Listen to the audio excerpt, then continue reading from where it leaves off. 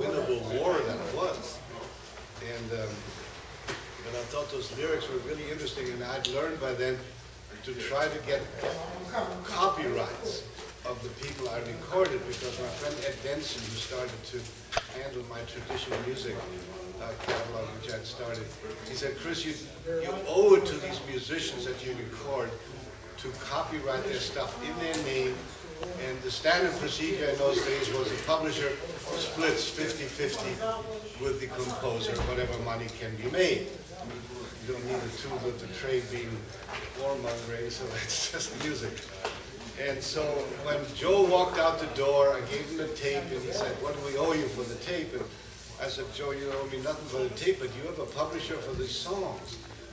And he said, no, what that's all about. I said, well, will you let me be your publisher for traditional music? And he said, okay. And his then manager, Ed Denson, overheard it. It was just a moral agreement.